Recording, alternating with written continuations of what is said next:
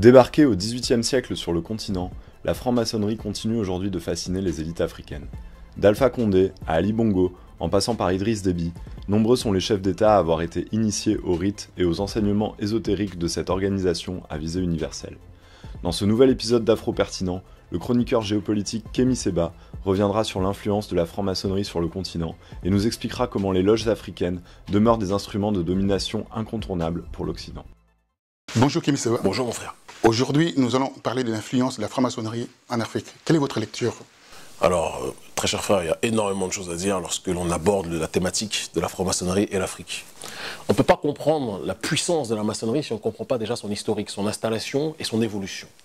Il faut savoir que dans sa vision, la franc-maçonnerie met toujours un point d'honneur à être toujours dans une démarche d'analyse prospective. C'est-à-dire qu'ils sont toujours dans une dynamique de prévoir, plutôt pendant que l'être humain, lui ou l'Africain de manière générale, en tout cas, se contente toujours que de voir. Ce qui fait que bien souvent, ils ont été des avant-gardistes sur les changements de société qui arrivaient, d'accord. Ils sentaient, par exemple, certains systèmes qui étaient en train de s'effondrer, et ils ont toujours été des entités qui étaient dans une dynamique d'être des traits d'union entre le passage d'un ancien monde à un nouveau monde, que le nouveau monde soit bon ou mauvais. En 1781, donc à la fin du XVIIIe siècle, les francs-maçons décident d'installer une première loge du côté de Saint-Louis au Sénégal. Cette première loge est créée, elle se nommait donc Saint-Jacques des Trois Vertus, d'accord, et elle avait pour but déjà d'établir un rapport d'analyse prospective sur la manière dont les choses étaient vécues sur le continent africain, la manière dont le système esclavagiste était solide ou alors était sur le point de tomber, d'accord. En 1824, donc, il y a une autre loge qui va être créée, qui sera donc la loge de la Parfaite Union, toujours dans la même région. Et très rapidement, donc, les maçons réalisent que le système esclavagiste touche à sa fin. Non pas qu'ils étaient en opposition frontale, contrairement à ce qu'on voudrait nous faire croire, hein, aujourd'hui se présentent comme des abolitionnistes de la période de l'esclavage, mais ce n'était pas tant sur le terrain doctrinal qu'ils étaient contre la servitude, on le verra après puisqu'ils ont soutenu d'autres régimes qui asservissaient le peuple, mais ils considéraient que, de manière inéluctable, que ce soit sur un terrain économique, que ce soit sur un terrain social, la forme d'asservissement n'était pas quelque chose qui pouvait rester sous ce format-là, dans cette dynamique-là. Il fallait qu'il y ait un changement structurel qui puisse s'opérer. Et donc très rapidement, parce que c'est aussi ça le fort de la doctrine maçonnique, ils ont saupoudré ce changement qu'ils sentaient venir à poindre à l'horizon, ils ont saupoudré ce changement d'une vision humaniste, en disant que c'était l'égalité des hommes qui devait prévaloir et que les Africains étaient les hommes aussi, qu'il n'était pas question qu'ils soient considérés comme des entités inférieures à d'autres. C'était le message de ces derniers-là. On a deux grandes figures de la maçonnerie qui justement se sont fait connaître à cette période-là, qui était donc M. Victor Schœlcher, qui était connu dans les colonies en Amérique comme donc étant l'un on va dire des régents, on va l'appeler comme ça, de cette région. Et il y avait aussi l'abbé Grégoire, d'accord, qui faisait partie aussi de ces prétendus abolitionnistes de l'esclavage, qui étaient aussi plus que jamais des grandes figures de la maçonnerie. Alors, Victor Schœlcher a été celui qui, à qui on a attribué le rôle d'abolitionniste, celui qui a décidé qu'il fallait que les hommes africains et les femmes africaines puissent eux aussi accéder au rang d'être humain, alors qu'en réalité, qu'on soit très clair, il y avait déjà un certain nombre de rébellions qui existaient à l'intérieur des différentes zones occupées, on va les appeler comme ça, militairement, politiquement, de manière générale. Il y avait un certain nombre de rébellions qui faisaient sentir qu'il était mieux, beaucoup plus stratégique, qu'ils changent leur forme de prédation auprès des populations endogènes pour que l'empire esclavagiste ou le système esclavagiste puisse retomber sur ses pattes. C'était véritablement ça l'état d'esprit qui était le sien. Et pour montrer que la franc-maçonnerie n'était pas habitée donc par cette lumière d'humanité ou d'égalité des races, comme on le dit aujourd'hui de manière publique, lorsque le système esclavagiste est tombé, l'oligarchie du système prédateur occidental avait déjà prévu un autre système pour remplacer l'esclavagisme qui venait de tomber. Ce système-là, c'était la colonisation. Et dans cette colonisation, les maçons qui étaient toujours aux avant-gardes des changements de société ont été encore une fois des figures plus que jamais d'instauration de ce système-là. On a quelqu'un comme notamment Jules Ferry, qu'on connaît en France, puisque c'est quelqu'un qui était dans tous nos manuels historiques, dans tous nos manuels d'histoire, dans tous nos manuels scolaires. Et Jules Ferry, le père de l'école française, comme on aime l'appeler entre guillemets, était de ceux qui disaient, il a déclaré de manière publique, on va peut-être en voir précisément sa citation là, mais de manière synthétique, il disait qu'en gros, il ne croyait pas à l'égalité des races, et il pensait qu'il y avait, pour certains peuples, le devoir de civiliser d'autres peuples. Il était nécessaire pour lui que la France, et que l'Occident de manière générale, civilise les barbares africains que nous étions. C'était ça son état d'esprit. Jules Ferry était un franc-maçon. Alors comment peut-on passer, si la maçonnerie est habité par la volonté de lumière d'établir le système d'égalité des peuples, d'égalité des races, entre guillemets, comment la maçonnerie de Schœlcher et de l'abbé Grégoire devient la maçonnerie de Jules Ferry, une maçonnerie qui devient plus que jamais offensive dans sa volonté d'assujettir les autres peuples et d'établir plus que jamais, d'étendre plus que jamais son pouvoir comme il le faisait. Donc c'est là aussi des choses qu'on doit sur lesquelles on se doit de se questionner si on veut véritablement être les plus efficaces. Kémy Séba, vous avez parlé de figures exogènes de la colonisation, mais il y a quand même des figures endogènes de la colonisation. Bien sûr, il y a des figures endogènes qui malheureusement, bien souvent, avaient le plus sale boulot. On a des personnes qui ont été, d'ailleurs c'est très intéressant de le souligner, qui pendant très longtemps ont été considérées, même à l'intérieur du monde dit africain, ont été considérés comme des personnages respectables, des personnages qui avaient fait un travail, qui avaient contribué à l'histoire de l'Afrique, sous-entendant qu'en fait, quand vous êtes le laquais d'un système prédateur, vous êtes considérés comme des gens qui ont contribué à l'histoire, ce qui montre quelque part que tant que le lion, justement, n'écrit pas sa propre histoire, ce sera toujours le chasseur qui l'écrira. Donc il y a aussi un devoir de réappropriation historique plus que jamais à faire. On a des personnes comme Blaise Diagne, hein, d'accord, sénégalais de son état, franc-maçon, qui a été dirigeant donc, sous la colonisation au Sénégal, puis qui a été par la suite parmi les représentants au sein du Parlement en France, d'accord, et qui, plus que jamais, a été un assimilationniste dérégulé, quelqu'un qui était un amoureux dérégulé de la France, il aimait plus la France que la France ne s'aimait elle-même,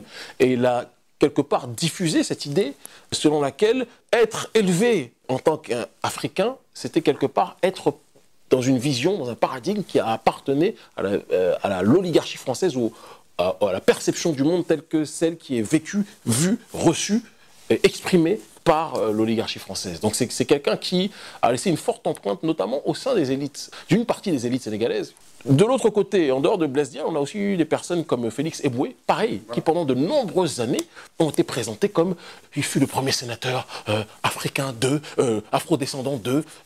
Félix Eboué est un Guyanais à la base, qui a été ensuite envoyé en Afrique centrale, au Tchad, mais qui avait une influence dans toute la région Congo-Brazzaville aussi, exactement. Et Félix Eboué, lorsqu'il a vu la France être attaquée ou colonisé par l'Allemagne, lui-même qui pourtant était un supplétif de la colonisation française en Afrique, là vous voyez un petit peu la chose, il a soulevé le peuple, non pas pour que ce peuple-là se décolonise vis-à-vis de la France, non, il a soulevé ce peuple pour que ce peuple-là travaille pour la décolonisation de la France vis-à-vis de l'Allemagne. Donc vous voyez ce que la maçonnerie a pu aussi, de manière idéologique, donner dans l'état d'esprit de personnes qui pourtant étaient éduquées. C'est-à-dire que des personnes comme Eboué étaient des gens éduqués, ce qui montre toujours que l'éducation et l'intelligence sont toujours deux notions très différentes. Blaise Diagne, Félix Eboué étaient des gens extrêmement éduqués, mais éduqués selon un paradigme qui n'était pas celui qui est en harmonie avec la réalité de son propre peuple. Donc quand on est éduqué par un paradigme exogène, on a toujours plus de chances de servir des intérêts étrangers que des intérêts intérieurs.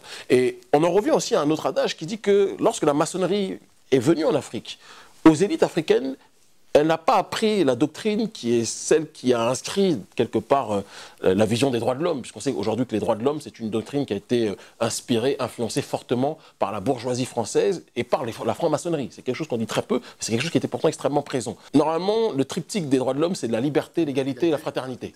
Mais aux élites africaines, la franc-maçonnerie française n'a appris que la fraternité. Mais pas la fraternité d'homme à homme au sens d'égal à égal, mais la fraternité maçonnique. C'est-à-dire qu'il n'y a pas de liberté, puisqu'ils doivent décider d'un certain nombre de choses en fonction des ordres qu'ils reçoivent de leurs co-contractants et des personnes qui les cooptent.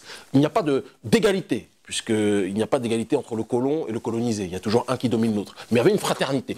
Et la fraternité que la franc-maçonnerie a inculquée au sein des élites, c'était une fraternité maçonnique, au sens que, en fonction d'un système de réseau, si celui qui te coopte te dit d'aller à gauche, tu vas aller à gauche. S'il te dit d'aller à droite, tu vas aller à droite. Et il y avait véritablement un jeu de marionnettiste et un jeu de marionnettes.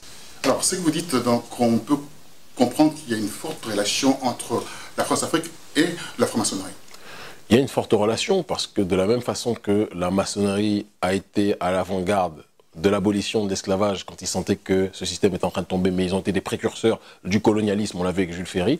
Quand ce colonialisme a touché à sa fin, d'ailleurs il faut préciser que bon nombre de personnes qui pouvaient être francs-maçonnes ont rejoint aussi les rangs de manière opportuniste, disons les choses telles qu'elles sont, de la résistance ou de l'indépendance par rapport à ce colonialisme aussi, mais ils ont été, encore une fois, les garants, le ciment de l'établissement du successeur du colonialisme qui a été le néocolonialisme et dans la sphère francophone qu'on a particulièrement appelé la France-Afrique.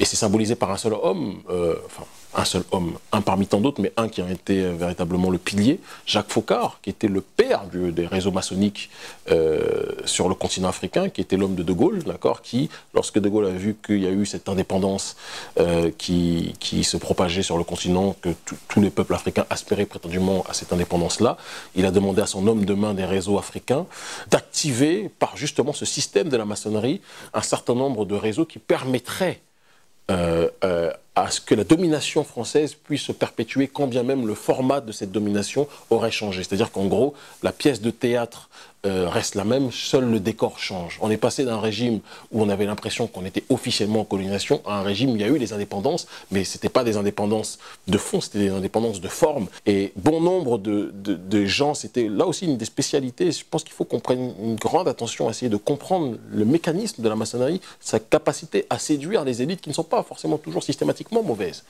Beaucoup de maçons, beaucoup d'Africains sont rentrés dans la maçonnerie, ou d'Afro-descendants sont rentrés dans la maçonnerie, étant séduits par l'humanisme présenté tel quel, parce que l'Africain a un réflexe extrêmement présent lorsqu'il s'agit d'être dans la dynamique de l'universel. Par essence, nous sommes souvent trop dans l'universel, beaucoup plus que les autres qui nous ont, entre guillemets, prétendument parlant, enseigné cet universalisme-là. De telle sorte que lorsque des sociétés secrètes qui ressemblent sur certains points aux sociétés traditionnelles africaines qui in fine, on finit par perdre de leur influence à cause de l'industrialisation des villes et tout ce qui s'ensuit, eh bien, beaucoup de personnes lettrées ou éduquées sont rentrées dans la maçonnerie pensant que c'était quelque chose de positif à la base et n'ont pas forcément vu le danger qu'il y avait dans cette loge qui n'a rien de positif en réalité pour le continent africain. Donc, dès qu'elle voit une société qui est trop fermée, une société qui veut sa souveraineté, la maçonnerie est toujours dans une optique d'être dans la démarche d'ouvrir ces portes-là de manière générale.